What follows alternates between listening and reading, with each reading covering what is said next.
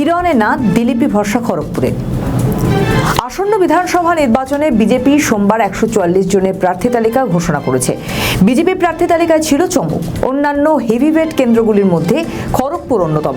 এবারে নির্বাচনে খড়গপুর সদরে বিজেপি প্রার্থী অভিনেতা হিরণ চট্টোপাধ্যায় নয়, দিলীপ ঘোষ টিকিট পেলেন। অর্থাৎ পুরনো মুখেই ভরসা রাখল বিজেপি। হিরণ গত বিধানসভা ভোটের জয়ী প্রার্থী হওয়া সত্ত্বেও তাকে ভোটের ময়দানে রাখল না বিজেপি। গত কয়েক মাস আগে হঠাৎ করেই দ্বিতীয় বিয়ে নিয়ে বিতর্ক তৈরি হয় খড়গপুরের বিজেপি বিধায়ক হিরণ চট্টোপাধ্যায়কে নিয়ে। তারপর অভিনেতার বিরুদ্ধে পুলিশে লিখিত অভিযোগ করেন তার প্রথম পক্ষের স্ত্রী এবং কন্যা। এমনকি ডিভোর্স না দিয়েই হিরণ দ্বিতীয় বিয়ে করেছেন বলেও অভিযোগ ওঠে। এই অবস্থায় হিরণে প্রার্থী হওয়া নিয়ে জল্পনা তৈরি হয়। এই গোটা ঘটনায় আর কেউ খুশি হোক না হোক, বিধানসভা নির্বাচনে খড়গপুরের সদর কেন্দ্রে হিরণের কপালে টিকিট না মেলায় খুশি হিরণের প্রথম পক্ষের স্ত্রী অনিন্দিতা চট্টোপাধ্যায়। সাংবাদিকদের মুখোমুখি হয়ে হিরণের প্রথম পক্ষের স্ত্রী বলেন, হিরণ তো খড়গপুরের লজ্জা। অনিন্দিতা বলেন, মানুষ হিরণের ওপর আর ভরসা করতে পারে না, তাই দল হিরণকে বুঝিয়েই টিকিট দেয়নি। স্বভাবতই হিরণের ভবিষ্যৎ নিয়ে প্রশ্ন উঠতে শুরু করেছে। এমনকি তার দ্বিতীয় বিয়ে কি তাহলে বিপক্ষে গেল, তা নিয়েও উঠছে প্রশ্ন।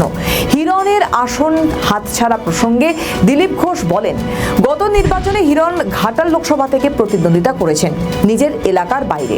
পার্টি যদি এবার ওনাকে এলাকার বাইরে প্রার্থী করতে পারে তাহলে তার নেতৃত্ব নিশ্চয়ই ভাবছে।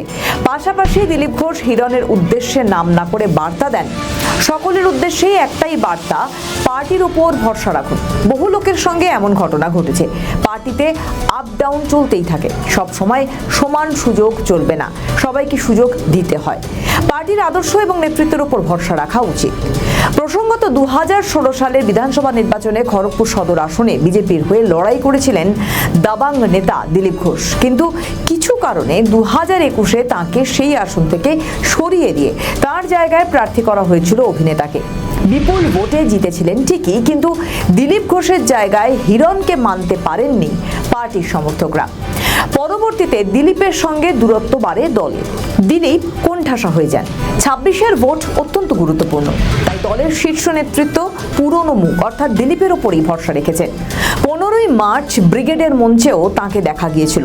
মঞ্চে প্রধানমন্ত্রী নরেন্দ্র মোদী দিলীপের সঙ্গে কথাও বলেছিলেন। খড়গপুর সদর দিলীপের চেনা মাটি, পাশাপাশি নিঃসন্দেহে পছন্দের সিট। প্রার্থী তালিকায় নাম বেরোনোর পর থেকেই তিনি ভোট প্রচারে জোর কদমে নেমে পড়েছেন। এখন দেখার দিলীপ তার পুরনো কেন্দ্র অর্থাৎ খড়গপুর সদর থেকে জয় ছিনিয়ে আনতে পারেন কিনা।